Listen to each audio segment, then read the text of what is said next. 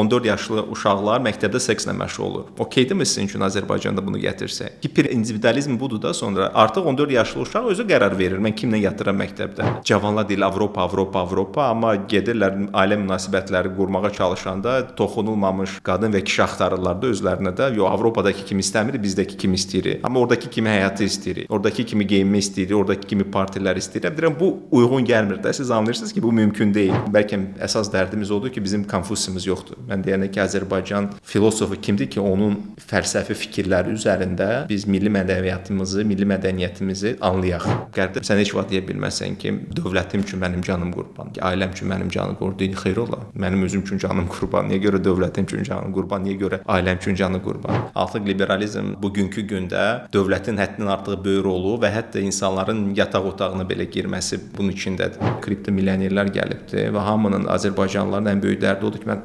2012-ci ildə Bitcoin alsaydım artıq milyarder olmuşdum. Qoy Avropanın indi hünəri çatırsa, ucuz Rusiya enerjisi olmayaraq və yüksək hərbi büdcəsi olaraq eyni nəticəni göstərsin. İndi baxaq görək necə olacaq. Cənab Trump, siz son 25 ildə başqa ölkələrdə müharibəyə 14 trilyon dollar pul xərcləmisiniz. Olmazdımı ki, bu pulu öz yerli istehsalatınızın inkişafına yönəldəsiniz? Digər qonşularımıza baxanda kimsə varlığını görəndə gedib onun evini yandırır. Da kommunizm fəlsəfəsi bundan ibarət idi. Amma Azərbaycanlılar yanında varlı qonşu görəndə, gözəl ev görəndə mən də ondan istəyirəm. Onlarda rəqabət hissi yaranır. Azərbaycan Şimali Koreya deyil ki, internet bağlı olsun. Mən hamıya deyirəm, Azərbaycanda istənilən müəllifin, istənilən videosunu, istənilən kitabını alıb gətirib oxuya bilirsən. Bilik almaq perspektivindən, fərqindəlik yaratmaq perspektivindən, özünü tanımaq perspektivindən sənə heç bir maneə yoxdur Azərbaycanda. Google'ın CEO-su, Nvidia-nın CEO-su deyir ki, artıq kodlaşdırmaq üçün bir ildən sonra proqramist lazım olmayacaqdır. Kapitalizmi seçəcəksən, səndə çox güman ki, bərabərsizlik artacaq. Hamı varlanacaqdır, amma bərabərsizlik artacaqdır. Sosializmi seçəcəksən, səndə azadlıqların azalacaqdır.